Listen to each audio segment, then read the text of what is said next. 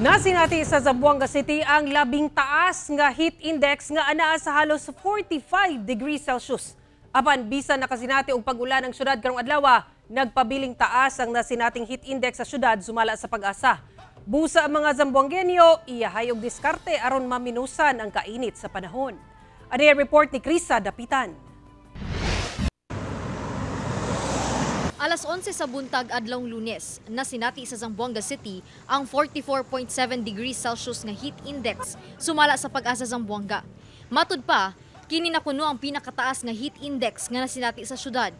Gani, ang sama ni Michael nga usa ka trabahante sa junk shop mangita og paagi aron dili mabulad sa init sa adlaw.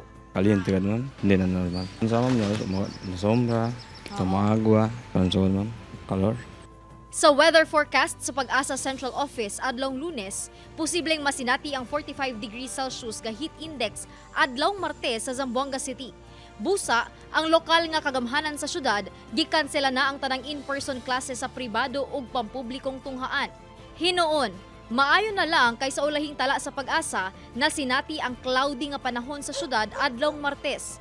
Hinungdan nga naminusan gamay ang nabating kainit sa panahon. Weather condition natin dito sa Zamboanga Peninsula ay magiging cloudy ngayon.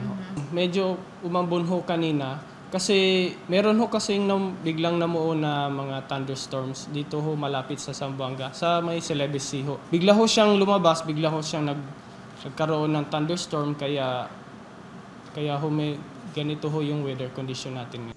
Apan bisan niini, nagpabiling taas ang heat index sa syudad.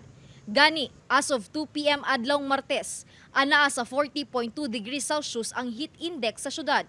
Gani, posible gihapon nga masinati pagbalik ang 45 degrees Celsius nga heat index sa mga mosunod nga adlaw.